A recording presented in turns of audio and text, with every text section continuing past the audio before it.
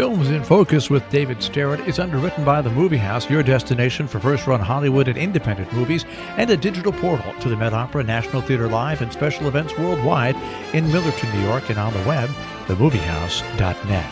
David Sterritt is the editor-in-chief of the Quarterly Review of Film and Video, contributing writer at Cineast, film professor at the Maryland Institute College of Art, Robin Hood Radio's very own critic. He joins us weekly.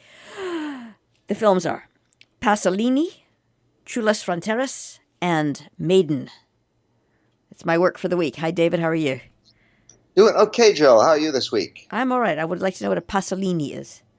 Well, a Pasolini is a name, and it is a very famous name, not that you apparently have run across it.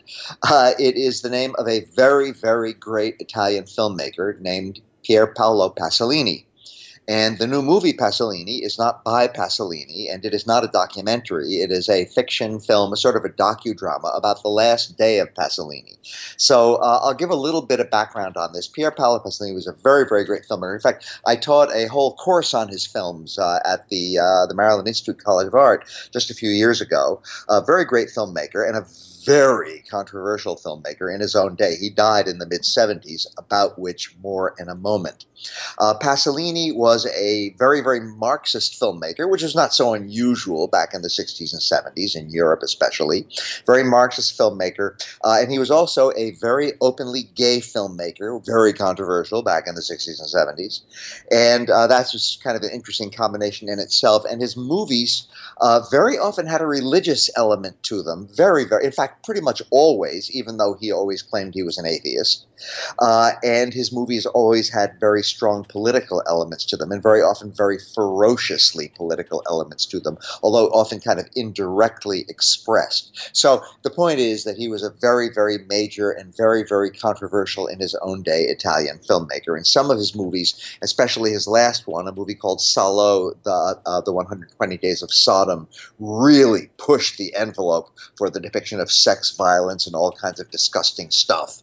But for serious purposes, that was a very passionate protest against fascism, but done in a way that again was based in part on a novel by the Marquis de Sade, and really kind of pretty much matched the Marquis de Sade in terms of his grotesquerie at some points. And that is worth mentioning because the movie Pasolini begins with a few clips from that exact movie, Pasolini's last film.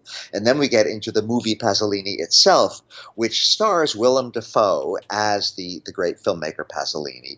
And he is playing Pasolini on his last day, the day he died in 1975. And this is not exactly a spoiler. It's certainly very well known among film people by myself, but Pasolini was beaten to death in a parking lot by someone he had picked up and some other people who came along as kind of one of these rough trade incidents, and that was how he met his end, very shockingly, in 1975. And the movie Pasolini tells the story of that last day with Pasolini played by Willem Dafoe, and then there's also many, many flashbacks to earlier periods in Pasolini's life, and we see various episodes in his earlier life and his life as a filmmaker and so forth and so on.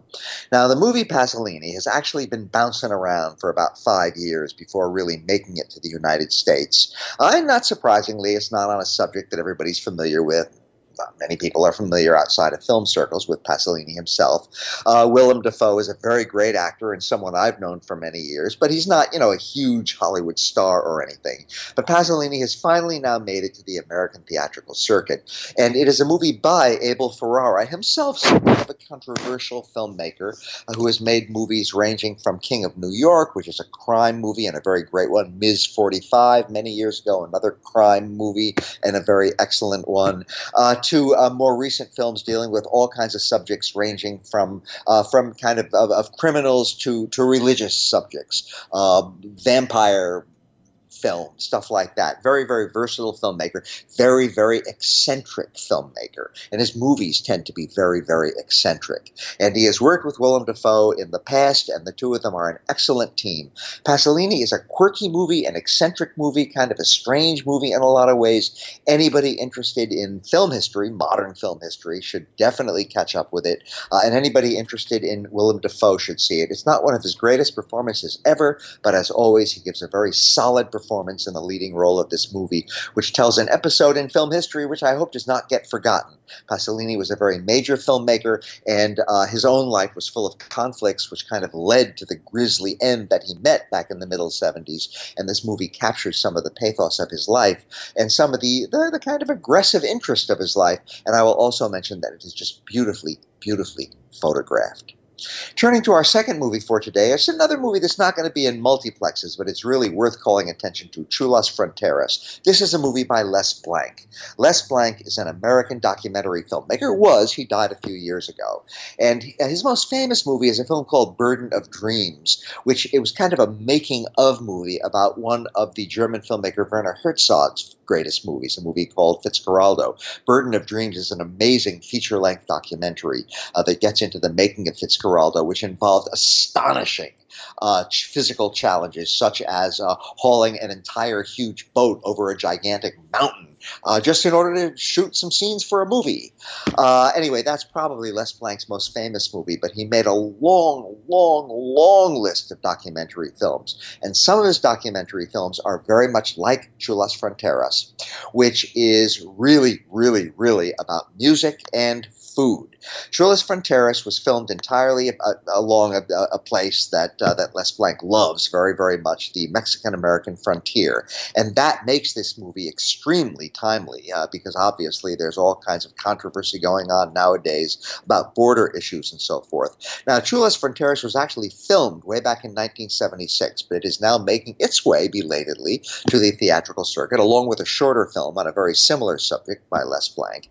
And Chulas Fronteras is about the music of the Mexican Americans and the American Mexicans who live right along the side of the border between Texas and Mexico.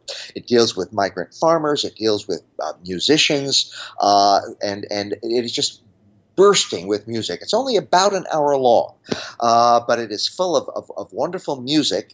And along the way, we have little interviews with a number of the musicians. We also, as I mentioned, see a lot of their food. Les Blank loves food. He's made a number of documentaries that deal with food.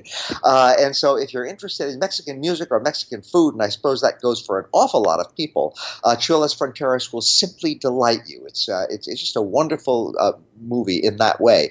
Now, something else I want to mention is that Chulas Fronteras, a lot of the songs, and again, it's just full of music and a lot of subtitles so that we get the lyrics of music, even if we don't speak Spanish fluently. A lot of the songs they're the usual kinds of songs. They're love songs about romance, love, loneliness, the love you lost, the love you got, and stuff like that. But every once in a while, something will really be surprising. There will be a song about somebody who was beaten up by Texas Rangers out of sheer bigotry. And we realize that there's a great tradition of protest songs along the Texas-Mexican frontier as well. The kind of troubles that are going on now along that border are not something that came out of thin air, a year or two ago. There have been tensions of all kinds for a very long time. And the movie deals with that, but it deals with it in a way that it kind of sneaks up on you from time to time.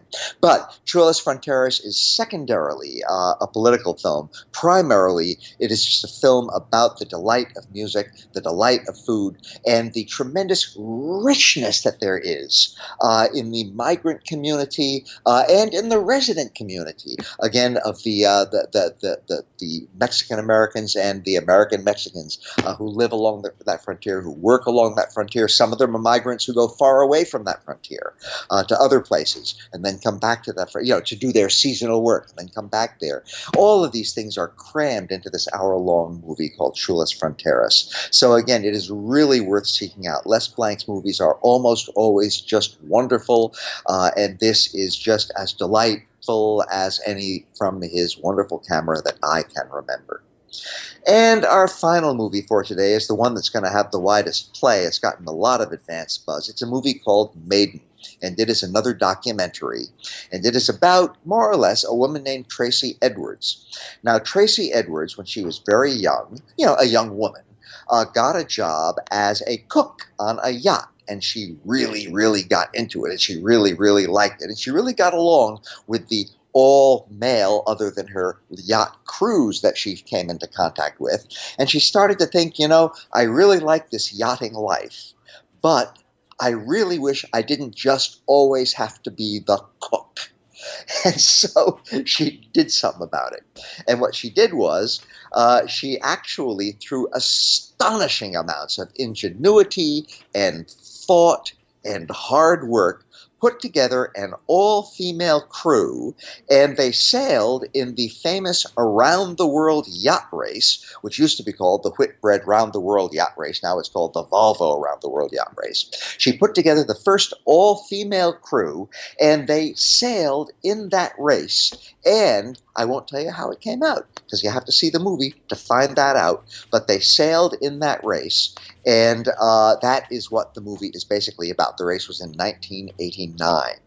And this movie is a look back at that fabulous race and about all the events that led up to it, and about Tracy Edwards herself and how she put together this crew and how they went out there and they just sailed in this race. And again, I'm not going to tell how it all came out, but the main point is that they did really well. So, of course, one of the things that this movie is about them fighting the sexism of the time. This is 1989, and there is still so much progress to be made in the ways of feminism. But boy, it was worse in 1989, and especially in this very, very, very male-dominated world of yacht racing. And there was constant skepticism from all the men involved, skepticism from the press when she started to get publicity for this, and especially when the race was on. And not just skepticism, but condescension and all kinds of chortling. Oh, well, a bunch of women. Yes, they'll see how hard this is. And, of course, Tracy Edwards and her crew, she was only in her middle 20s, by the way, really turned the tables on all of those skeptics and really changed things around a lot.